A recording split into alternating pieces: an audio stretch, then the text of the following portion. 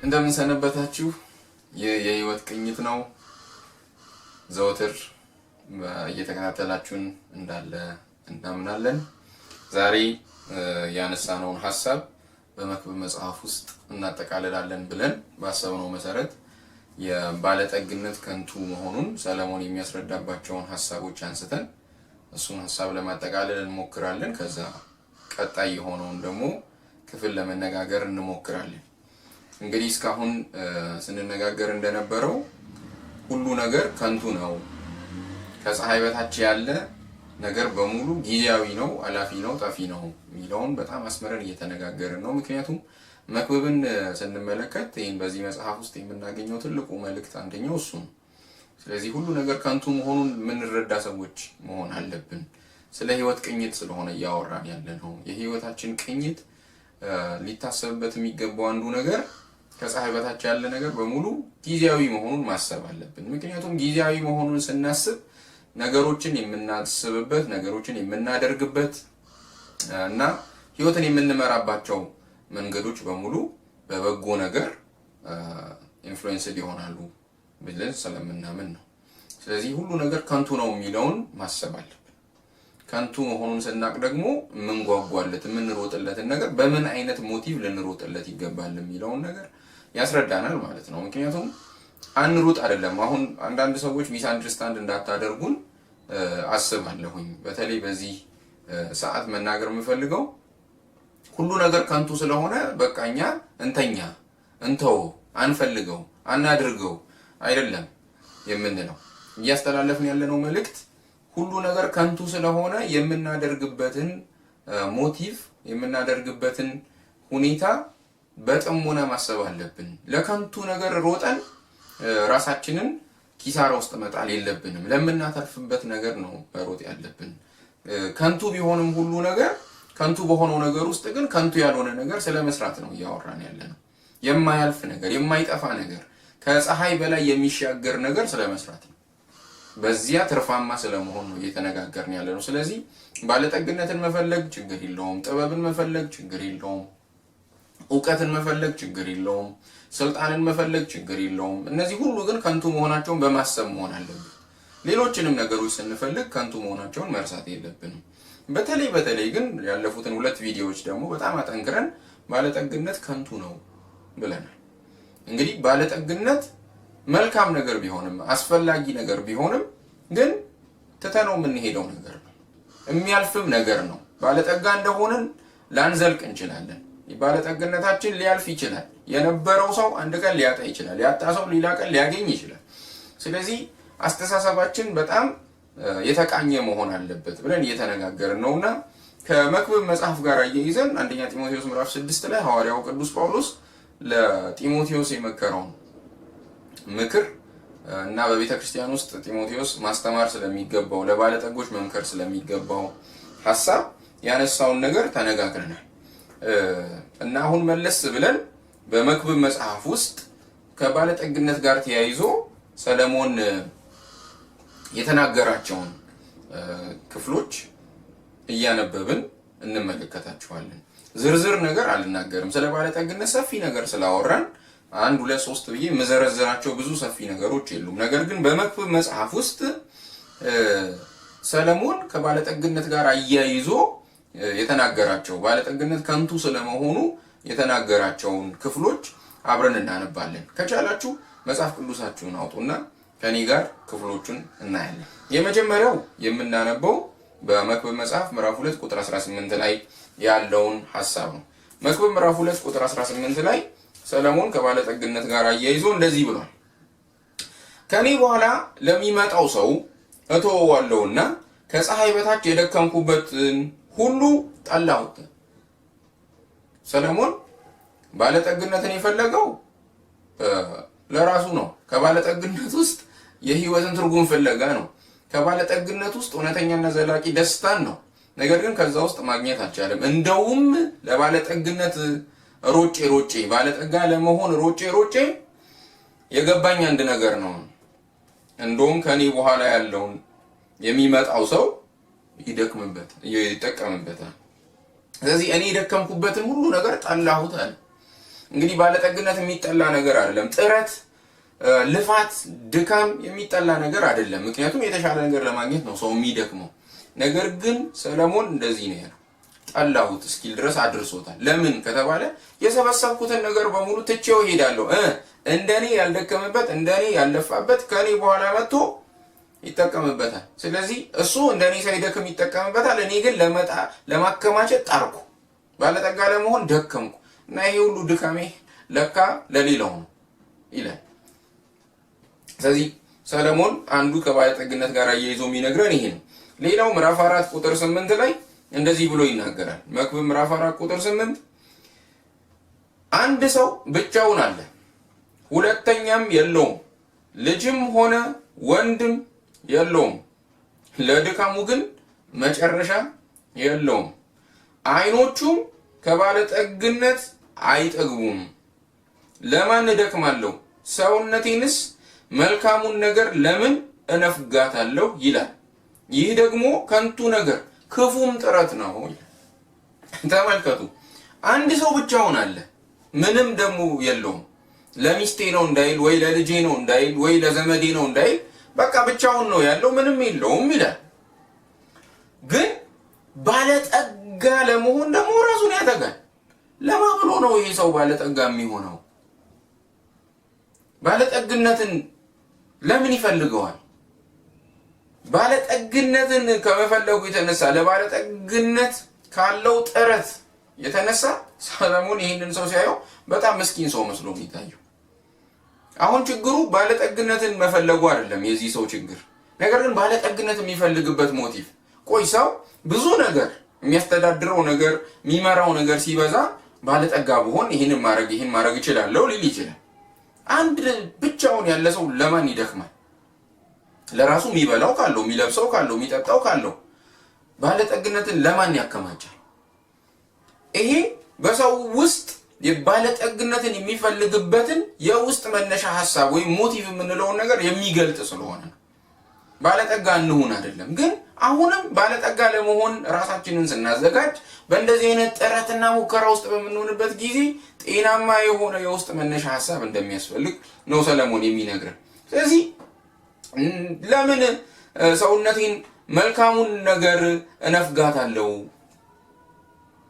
እንግዲህ ይሄ ሰው ባለጠግነትን ለማከማቸት የሄደበት ርቀት ለራሱ እንኳን ሊኖር የሚገባውን ህይወት እንዳይኖር አድርጎት፣ መልካሙን ነገር ለምን እነፍጋታለሁ አለ ሰውነቱ። ስለዚህ ለሰውነቱ የሚያስፈልገውን ነገር እያደረገ አይደለም፣ ባለጠግነት ላይ ብቻ ያተኮረ ህይወት ነው የሚኖረው። እና ሰለሞን ስለዚህ ሰው ሲናገር ይሄ በቃ ከንቱ ጥረት ነው፣ ከንቱ ድካም ነው እና ይሄ ከንቱ መሆኑን አየው አለ። ስለዚህ ባለጠግነትን ስናስብ በጣም ተጠንቅቀን ልናስብ ይገባል። ሶስተኛው የምናነበው ክፍል መክብብ ምዕራፍ 5 ቁጥር 10 ነው። መክብብ ምዕራፍ 5 ቁጥር 10 እንደዚህ ይላል፣ ብርን የሚወድ ሰው ብርን አይጠግብም፣ ባለጠግነትንም የሚወድ ትርፉን አይጠግብም፣ ይህም ደግሞ ከንቱ ነው ይላል። ብርን መውደድ ባለፈውም በጢሞቴዎስ መልእክት ላይ እንዳየነው ገንዘብን መውደድ የክፋት ሁሉ ስር ነው ተብሎ እንደተጻፈ መውደድ ነው። እንግዲህ አሁን ገንዘብ አያስፈልግም ሳይሆን በገንዘብ ፍቅር መነደፍ፣ በገንዘብ ፍቅር ውስጥ መውደቅ የሰውን ህይወት ይጎዳል። ስለዚህ ሰለሞን የሚነግረን እሱ ነው። ብርን የሚወድ ሰው ብርን አይጠግብም። ይበቃኛል ብሎ ባለፈው እንደተነጋገርነው ኑሮ ይበቃኛል ብሎ መኖር አይችልም። ሁልጊዜ አይኑ ያለው ገንዘብ የሚያገኝበት ነገር ሁሉ ላይ ነው። እንግዲህ ብር ስለሚወድ ብር የሚወድ ሰው የትኛውንም አቋራጭ ይጠቀማል፣ የትኛውንም መንገድ ይሄዳል። ለምን? ብር ለማግኘት። ምክንያቱም ብር ነው የሚወደው፣ የሚያለመው ብር ነው፣ ተነስቶም ስለሚኖረው ስለ ብር ነው፣ ከሰው ጋር የሚያወራው ስለ ብር ነው፣ ሁሉ ነገሩ ብር ነው። ለምን? ስለሚወደው። አይጠግብም። ብርን አግኝቶ መጥገብ አይችልም ብር የሚወድ ሰው። ደግሞስ ባለጠግነትን የሚወድ ትርፉን አይጠግብም። በባለጠግነት ላይ ባለጠግነት፣ በባለጠግነት ላይ ባለጠግነትን ብቻ ስለማሳደድ የሚያስብ ሰው ከትርፉ ምንም በቃኝ ሊል የሚችለው ነገር የለም። አንድ ጊዜ ያሰበው ነገር ላይ ሊደርስ ይችላል። ባሰበው ነገር ከሚሰራው ነገር የሚያገኘው ጥቅም ይኖራል፣ ግን በዛ አይረካም። ሰው የህይወትን ትርጉም የሚፈልገው እውነተኛ ደስታን የሚፈልገው በባለጠግነት ውስጥ ከሆነ ሊያገኘው አይችልም። ለምን? ባለጠግነት በራሱ ለህይወት ትርጉም መስጠት የሚችል ነገር አይደለም። ስለዚህ ሰለሞን የሚነግረን ነገር ትልቅ ትምህርት ነው። ብርን መውደድ አስፈላጊ አይደለም። ብር ላይ የተጣበቀ ህይወት መኖር አስፈላጊ አይደለም። ያስፈልገናል ገንዘብ፣ አዎ፣ ግን የህይወታችን ጌታ እንዲሆን አይደለም የሚፈለገው። የቀንና የማታ የሐሳባችን ማዕከል እንዲሆን አይደለም የሚፈለገው። የግንኙነቶቻችን ማዕከል እንዲሆን አይደለም የሚፈለገው። ብዙ ሰዎች ገንዘብን ሲወዱ በገንዘብ ፍቅር የተነደፈ ህይወት ሲኖራቸው ሰውን የሚፈልጉት ለገንዘብ፣ የሆነ ጉዳይ ማድረግ የሚፈልጉት ለገንዘብ፣ እንቅልፋቸውን ማጣት የሚፈልጉት ለገንዘብ፣ ሁሉ ነገር ለገንዘብ ሆኖ የሚባክኑ ሰዎች ይሆናሉ። ያው ገንዘብ ራሱ ደግሞ ጠልፎ ይጥላቸዋል። ገንዘብን ለማግኘትና ገንዘብን ለማከማቸት የሚሄዱበት ርቀት ህይወታቸውን ደግሞ ጠልፎ ይጥላል። በዚህ ብዙዎች በዓለማችንም ላይ ተፈትነውበትም ወድቀውበትም ታይቷል። ስለዚህ ይህንን ቪዲዮ የምንከታተል ሰዎች ባለጠጋ ለመሆን ሰርተን ለማከማቸት የምንተጋ ሰዎች ከሆንን በምን አይነት መንገድ ነው ባለጠጋ ለመሆን እየሞከርን ያለው? በገንዘብ ፍቅር የወደቅን ሰዎች ነን ወይ? በባለጠግነት ፍቅር የወደቅን ሰዎች ነን ወይ? ወይስ ጤናማና ቅን በሆነ መንገድ እግዚአብሔርን በመፍራት እየሰራንና እያከማቸን ከፀሐይ በላይ ላለ ህይወት ትርፍ እንዲኖረን የምናስብ ሰዎች ነን? ይህንን መጠየቅ ይገባናል ብዬ አስባለሁ። ሌላው ሰለሞን የሚነግረን ምዕራፍ 5 ቁጥር 15 ላይ እንደዚህ ይላል፣ ከእናቱ ሆድ ራቁቱን እንደወጣ እንዲሁ እንደመጣው ይመለሳል፣ ከጥረቱም በእጁ ሊወስድ የሚችለው ምንም አያገኝም ይላል ስለ ሰው ሲናገር። እንግዲህ ስንወለድ ባለፈውም እንዳነሳ ነው ኢዮብም እንደተናገረው ራቁታችንን የመጣ ነው። ከእናታችን ሆድ ስንወጣ ባለጠጋ አልነበርንም። ከእናታችን ሆድ ስንወጣ ብር መሃል አልተወለድንም። ከእናታችን ሆድ ስንወጣ ራቁታችንን ነን። የሚገርመው አድገን ባለጠጋ የመሆን ብዙ የማከማቸት እድል ደግሞ ኖሮን የምንሞትበት ቀንም ደግሞ ሲደርስ ራቁታችን ነው የምንሄደው። ይዘነው የምንሄደው ባለጠግነት የለም። ከፀሐይ በላይ አብሮን የሚሻገር ተሸክሞን መንግስተ ሰማይ የሚያስገባን ባለጠግነት የለም። ሁሉን እዚሁ እርግፍ አድርገነው ነው የምንሄደው። ስለዚህ ሰው ባለጠግነትን ሲያስብ የሚሄድባቸውን መንገዶች በሙሉ ቆም ብሎ መፈተሽ ያለበት ለምንድን ነው? ዛሬ ባለጠግነትን አገኛለሁ ብሎ ስለ ባለጠግነት እያሰበ ወንድሙን የሚገድል ወንድሙን ገድሎ ባለጠጋ ሊሆን ይችል ይሆናል። ግን ወንድሙን ገድሎ ባለጠጋ የሆነው ሰው ሊያስብ የሚገባው ነገር ምንድን ነው? ወንድሙን ገድሎ ያገኘውን ባለጠግነት፣ ወንድሙን ገድሎ ያከማቸውን ሀብት ትቶት ነው የሚሄደው። ታዲያ ለምን ወንድሙን መግደል አስፈለገው? አጭበርብሮ ሰርቆ የሚያከማች ሰው ያጭበረበረውና የሰረቀውን ሀብት ትቶት ነው የሚሄደው። ታዲያ ትቶት የሚሄደውን ሀብት ዛሬ ለምን አጭበርብሮ ማግኘት አስፈለገ? ለምን ሰርቆ ማግኘት አስፈለገ? እንዲሁ ልዩ ልዩ በሆኑ መንገዶች፣ ጤናማ ባልሆኑ፣ ጽድቅ በሌለባቸው፣ እውነት በሌለባቸው፣ እግዚአብሔርን መፍራት በሌለባቸው መንገዶች እየተጓዝን የምናከማቸው ሀብት እዚሁ ትተነው የምንሄደው ከሆነ ለምን ጤናማ በሆነ ቅን በሆነ እግዚአብሔርን መፍራት በምንችልበት የህይወት መስመር እየተራመድን ሀብትን እናከማች? ትልቁ ሙግት ይሄ ነው። ብዙዎች የስጋ ወንድማቸውን የስጋ እህታቸውን ደግሞም በተለያየ እድል ያገኟቸውን ጓደኞቻቸውን ከመወለድ እንኳን እስኪበልጥባቸው ድረስ ወንድም እህት ተባብሎ የሚጠሯቸውን ሰዎች ስለ ገንዘብ የሚከዱ ብዙዎች ናቸው። ባደራ የሚሰጣቸውን ገንዘብ እኔ አልተቀበልኩም ብለው ሽምጥጥ የሚያደርጉ ብዙዎች ናቸው። ሰው አምኗቸው አስቀምጡልን ያላቸውን ገንዘብ እንኳን እኔ ጋር አልተቀመጠም እስከ ማለት ድረስ የሚደርሱ ብዙዎች ናቸው። ኧረ አልተሰጠኝም ብለው እስኪክዱ ድረስ የሚደርሱ ብዙዎች ናቸው። ለምን? ዛሬ ልንበላ እንችላለን፣ ዛሬ የተሻለ ልንለብስ እንችላለን። አጭበርብረን ባገኘነው ነገር ከፀሐይ በታች ተመችቶን ከፀሐይ በላይ ደግሞ እንዲቆረቆረን ነው የምንፈልገው።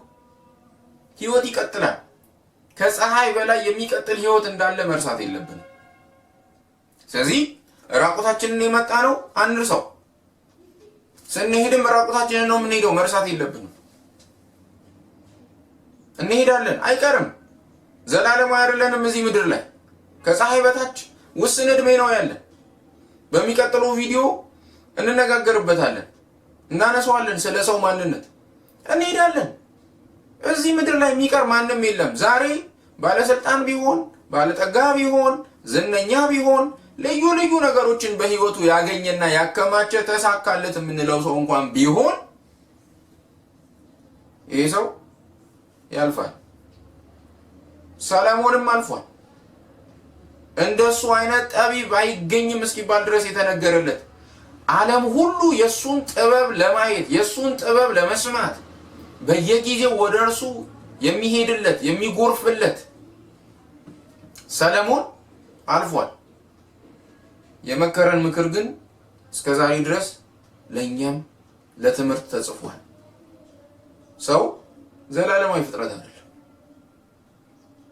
ያለው እጃችን ላይ የሚቀመጠው ነገር ዘላለማዊ አይደለም። ትተነው እንሄዳለን። ታዲያ ትተነው ለምንሄደው ነገር ለምንድን ነው ራሳችንን በማይሆን ወጥመድ ውስጥ እየከተትን የምንኖረው? በማይገባ አካሄድ በቤተሰብ ውስጥ ቢሆን፣ በቤተ ክርስቲያን ቢሆን፣ በአገር ደረጃ ቢሆን ራሳችንን ለምንድን ነው እንደዚህ አይነት በገንዘብ ፍቅር በተነደፈ አኗኗር እየኖርን አጠገባችን ያሉ ከኛ እጅ የሚጠብቁ ልንደግፋቸው ልንረዳቸው የሚገቡ ሰዎችም እያሉ እነሱን እየረገጥን ገንዘብንም ደግሞ ትክክል ባልሆነ መንገድ እያካበትንና እያከማችን መኖርን ስለምን እናስባለን? ህይወት በጽድቅ ስንኖራት የነፍስ ሰላም አላት። ገንዘብን እግዚአብሔርን በመፍራት ስናከማቸው ከኛ አልፎ ሌሎችን በመጥቀም በእግዚአብሔር ዘንድ የማይጠፋ መዝገብ እንዲከማችልን ያደርጋል። ስብከቶቻችን፣ ትምህርቶቻችን፣ ውይይቶቻችን፣ ንግግሮቻችን በሙሉ ሊታሰብባቸው ይገባል። ሰውን ወደ ገንዘብ የሚያስጠጉ ሰውን እዚሁ ምድር ላይ ብቻ እንደሚቀር የሚናገሩ የተለያዩ አመለካከቶቻችን፣ አስተምህሮቻችን ሊቃኙ ይገባል። ልክ ነው። ሰዎች እንዲሰሩ ማስተማር አለብን። ሰዎች እንዲጥሩ ማስተማር አለብን። በላባቸው እንዲያገኙ በእውነትና በቅድስና ባለጠጋ እንዲሆኑ ልናስተምር ይገባል። ነገር ግን እንቅልፋቸውን እየተኙ የማይሆን ባለጠግነትን እንዲመኙ ልንሰብክ አይገባም። እግዚአብሔርንም ደግሞ የሚከተሉት ህይወታቸውን አትረፍርፎና በሽብሾ ከፀሐይ በታች በቃ የተመቻቸውና ሁሉ ነገር የሞላላቸው እንዲያደርጋቸው ነው ብለን ልናስተምርም አይገባም። ብዙ እንደዚህ የሚያስተምሩ ሰዎች እንዳሉ እናውቃለን። የእግዚአብሔር ቃል ግን ገንዘብን በተመለከተ መጀመሪያ እንድናውቅ የሚፈልገው ነገር በገንዘብ ፍቅር ልንወድቅ እንደማይገባ ነው። ፈጽሞ ገንዘብ የህይወታችን ጌታ ሊሆን አይገባም። ገንዘብ የህይወታችን ማዕከል ሊሆን አይገባም። ሰለሞን ከብዙ ዓመታት በፊት ኖሮ ያየው ፈትሾ የተረዳው የገባው እስከ ዛሬም ድረስ በሰው ልጆች ህይወት ውስጥ ደግሞ ትልቅ ትምህርት የሆነው ተጽፎልን የተቀመጠው እውነት ነው። ባለጠግነት ሰለሞንን ከሞት አላዳነው። ባለጠግነት ሰለሞንን ስልጣን ከመልቀቅ አላዳነው። ባለጠግነት ሰለሞንን የተለየ ሰው አላደረገው።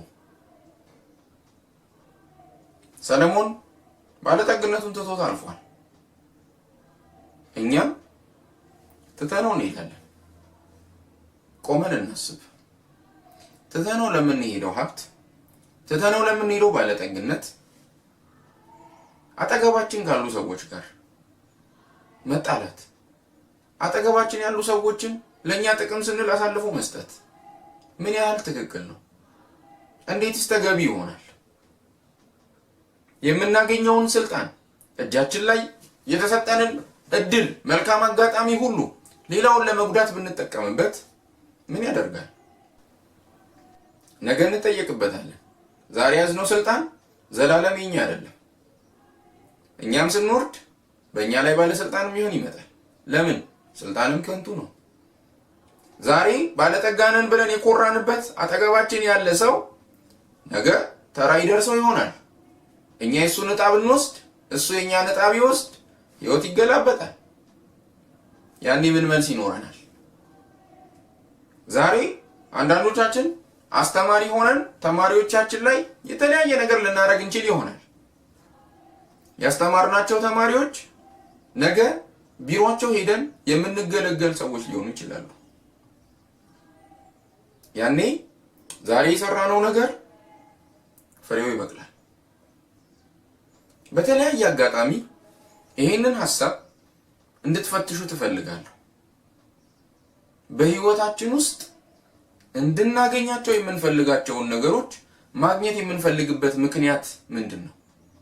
ስናገኛቸውስ የምንጠቀምበት መንገድ እንዴት ነው? ቅንነትን፣ እግዚአብሔርን መፍራትን ከህይወታችን ማጣት የለብንም። እንዲሁም ነገርን ሁሉ እግዚአብሔር ወደ ፍርድ የሚያመጣ አምላክ መሆኑንም መዘንጋት የለብንም። አንድ ቀን እኛ ባልጠበቅነው እኛ ባላሰብነው ሁኔታ እግዚአብሔር ነገርን የሚገልጥበት ቀን አለ።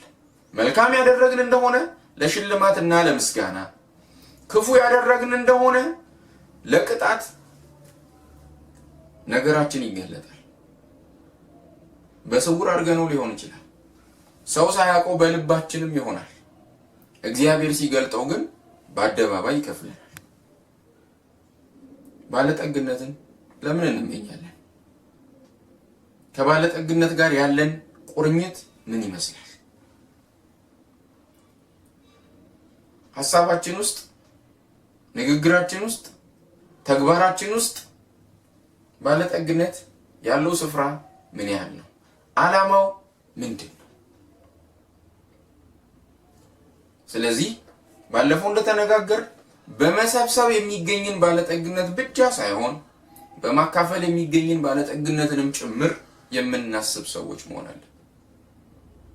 ያለንን ለተቸገሩ ሰዎች የምናካፍል፣ እርዳታችንን ለሚፈልጉ ሰዎች የምንረዳ፣ በዚህም የማይጠፋ መዝገብ የምንሰበስብ ሰዎች እንድንሆን እግዚአብሔር ከኛ ይጠብቃል። ይህንን ማድረግ የማንችል ከሆንን ከፀሐይ በታችም ሆዳችንን ልንሞላ እንችላለን፣ ግን ከስረናል። ኑሯችንን ልናቃና እንችል ይሆናል፣ በቁሳቁስ ልንሞላ እንችል ይሆናል፣ ግን ከስረናል። ነፍሳችን ባዶ ነው የምትሆነው። ከፀሐይ በላይ ምንም ትርፍ አናገኝም። ይሄን እግዚአብሔር ቃል አስረግጦ ነው የሚነግር። ስለዚህ ይህንን ቪዲዮ የምንከታተል ሰዎች በየትኛውም ሁኔታ ውስጥ በየትኛውም ስፍራ ያለን ሰዎች በምንም አይነት የኑሮ ደረጃ ውስጥ ያለን ሰዎች ብንሆን አንድ ነገር እናስብ። ዛሬ ባለጠጋ የሆናችሁ ሰዎች እግዚአብሔር አግዟችሁ፣ ጉልበት ሰጥቷችሁ፣ ጊዜና እድል ሰጥቷችሁ ሀብትን ያከማቻችሁ ሰዎች አስተውሉ። በመሰብሰብ ብቻ ሳይሆን በማካፈል ባለጠጋ መሆን ይቻላል። ባለጠጋ ለመሆን ደግሞ ጊዜያችንን ጉልበታችንን እየሰጠን እየሰራን ያለን ሰዎች ባለጠጋ መሆን የምንፈልግበትን ምክንያት መፈተሽ አለብን። እግዚአብሔር እድሎችን ወደ እጃችን ሲያመጣ እኛን ራሳችንን የምንጠቅም ብቻ እንድንሆን አይደለም፣ ለሌሎች የምንተርፍ እንድንሆንም ነው፣ እንድናካፍልም ነው፣ እንድንረዳም ነው።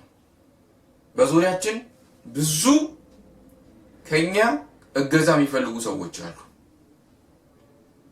ስለዚህ የባለጠግነት መነሻ ሐሳባችንን እያጠራን ክፉ መንገድ ከመሄድ ራሳችንን እየጠበቅ አቋራጭ መንገድ ከመሄድ ራሳችንን እየጠበቅ እግዚአብሔርን ባለመፍራት የምንሄዳቸውን መንገዶች ካሁኑ እያስተካከል በጽድቅ በንጽህና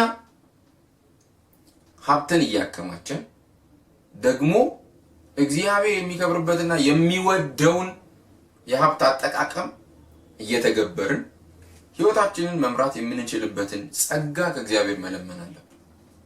ይሄ ትልቅ ጥበብ ነው። ሰለሞን ባለጠግነትን እንዲህ ነው ያየው። መጨረሻን የተናገረው ከንቱ ነው ብሎ ከንቱ ነው፣ ያልፋል፣ ትተነው እንሄዳለን። ትተነው በምንሄደው ሀብት የማይጠፋ ሀብት እናከማች። ራቁታችንን የምንሄደውን ራቁታችንን የምናጠናቅቀውን ይሄንን ኑሮ ይሄንን ጉዞ ብዙ ጸጋ ለመልበስ እንጠቀምበት፣ ብዙ አክሊል ለመድፋት እንጠቀምበት። እግዚአብሔር በሰጠን ነገር ነገ ይጠይቀናል። በፊቱ ስንቆም የማናፍር ሰዎች እንድንሆን ጥበብና ማስተዋል ይብዛል። የዛሬውን በዚህ ያበቃለሁ። በተከታዩ ቪዲዮ ሰለሞን የመከረንን በጣም ሁል ጊዜ ልናስበው የሚገባንን ትልቅ ምክር እንመለከታለን። በጥሞና ስላዳመጣችሁን እግዚአብሔር ይባርካችሁ። ዛሬ በመጨረሻ ላይ ላሳስባችሁ የምፈልገው ባለፈው ቪዲዮ እንዳደረኩት ይሄ መልእክት በጣም ብዙዎች ጋር ቢደርስ የብዙ ሰዎችን አመለካከት ሊሞግት ይችላል። የብዙ ሰዎችን የህይወት አካሄድ ሊሞግት ይችላል። ስለዚህ በማጋራት ይህንን አገልግሎት አብራችሁ እንድታገለግሉ ላሳስባችሁ ፈልጋለሁ። እግዚአብሔር ይባርካችሁ። መልካም ጊዜ